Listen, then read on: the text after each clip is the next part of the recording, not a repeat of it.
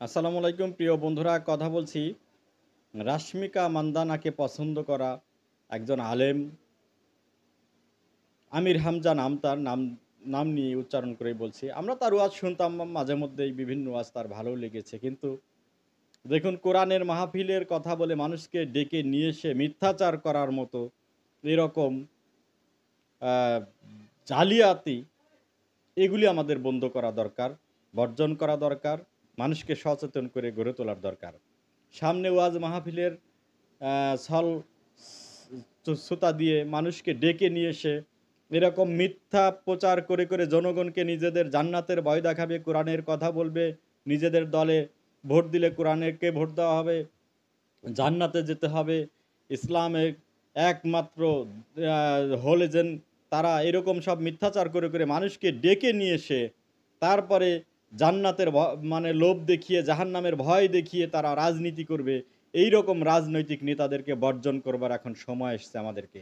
দেখুন, তাদের টারজান মাসুদ খ্যাত একজন মানুষ, তিনি বিভিন্ন জায়গায় গিয়ে মসজিদে মসজিদে গিয়ে স্কুলে গিয়ে ছোটদেরকে বলতেছে যে এই দল করি বিধায় আমরা নামাজ পড়া শিখেছি হবে, মানে কত বড় কথা। আমি ওই দল করি না বলে আমি নামাজ পড়ি না, নামাজ পড়তে পারি না, কোরআন পড়তে পারি না, এরকম কথা ওনারা কিভাবে বলতে পারেন? ওনারা এই কথা বলেন যে যদি এই আমাদের দাবি না মানেন তাহলে কোরআনকে অবমাননা, মানে কোরআনকে মানেন নাই, এরকম সব কথা বলতেছে। আমাদেরকে মানলে কোরআন মানা হবে, আমাদের বিরোধিতা করলে কোরআনের বিরোধিতা করা হবে, আল্লাহর নবীর বিরোধিতা করা হবে, আল্লাহর দুশ্মনী করা হবে। আস্তাক ফিরুল্লাহ, আস্তাক ফিরুল্লাহ। রাজনৈতিক নেতাদের সমালোচনা করা যাবে না, বিরোধিতা করা যাবে না। আমাদের নেতাদের, বিএনপির নেতাদের বা বিভিন্ন রাজনৈতিক নেতাদের বিরোধিতা সবাই করছে, করা উচিত। ভুলের বিরোধিতা করবে না, সমালোচনা করবে না, করতে তো হবে। না হলে তো দেশ, জনগণ সুশাসন কিভাবে পাবে? এই জনগণ আশ্চর্য বিষয়, তাদের বিরুদ্ধে কথা বললে আমরা নাস্তিক, শাহবাগী, হাবিজাবি ইত্যাদি বলে আমাদেরকে গালিগালাজ করা হচ্ছে। কেন রে ভাই? তোমরা কি ইসলাম কিনে নিয়েছো? জান্নাত কিনে নিয়েছো? জাহান্নাম কিনে নিয়েছো? যাকে মন চায় জাহান্নামে দিয়ে দিবা, যাকে মন চায় জান্নাত দিয়ে দিবা।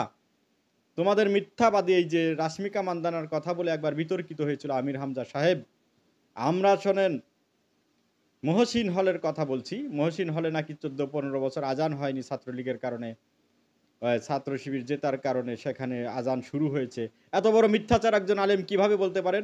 সাধারণ পাবলিককে, আমাদের ধর্মভীরু মুসলমানদেরকে, সাধারণ জনগণকে এভাবে নিজেদের দিকে প্রভাবিত করতেছেন, এভাবে ডাকতেছেন, এভাবে জান্নাতের লোভ দেখিয়ে জাহান্নামের লোভ দেখাচ্ছেন। এসব মিথ্যাচারী আলেমদেরকে বর্জন করে এদের ওয়াজ নসিহত এগুলো বন্ধ করা উচিত। ওয়াজের নাম করে নিয়ে এসে মানুষকে হেদায়েতের পথে কথা বলে নিয়ে এসে নিজেদের ফায়দা হাসিল করবেন, রাজনৈতিক ফায়দা লুটবেন, মানুষকে মগজ ধোলাই করবেন মিথ্যা কথা বলে বলে।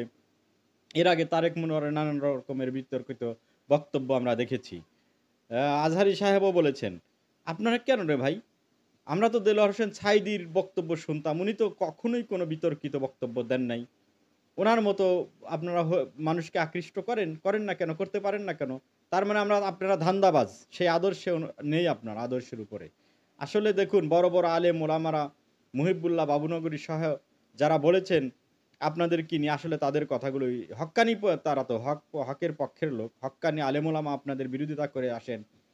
দেশের সবচেয়ে বৃহৎ জনগোষ্ঠী, বৃহৎ বড় বড় আলেম, তারা আপনাদেরকে যা বলেন আসলে আপনারা তাই। আপনারা আসলে ইসলাম না, পথভ্রষ্ট, রাজনৈতিক ধান্দা, ক্ষমতা। দেখুন, আপনারা ক্ষমতার জন্য এখন পিআর নিয়ে নেমেছেন, ক্ষমতার জন্য যা ইচ্ছা তাই করতে পারেন।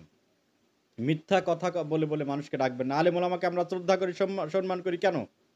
তারা আমাদেরকে কোরআন এবং হাদিসের বাণী শোনাবেন, আল্লাহর পথে ডাকবেন, তা না আপনারা রাজনীতির পথে ডাকছেন, একটা দলের পক্ষে ডাকছেন। কত বড় নিকৃষ্টতম কথা! এই দলের পক্ষে এলে জান্নাতে যাওয়া যাবে, এই দলকে ভোট দিলে জান্নাতে যাবে, নাহলে আল্লাহর দুশ্মন, কোরআনের দুশ্মন। আস্তাক ফিরুল্লাহ রে ভাই!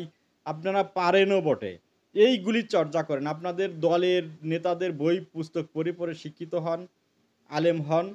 আর ডক্টর মক্টর পিএইচডি ব্যারিস্টার সবাই আলেম সাজেন, পরে পরে এসে হুজুর সাজেন, সেজে লেবাস ধরে, এই লেবাস বিক্রি করে, ইসলামের নাম বিক্রি করে করে মানুষকে আপনারা আকৃষ্ট করে তারপরে রাজনৈতিক ফায়দা হাসিল করেন।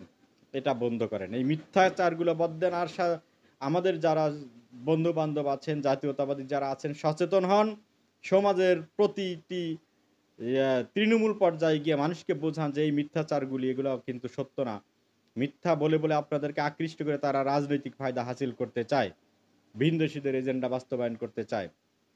কাজেই সবাই সচেতন হন, এদেরকে প্রতিরোধ করুন, ন্যূনতম পক্ষে তাদেরকে বর্জন করুন এবং তারা যে মিথ্যাচার করছে সেই কথাগুলি মানুষকে বোঝান যে না, এগুলো মিথ্যা, এগুলো সত্য নয়।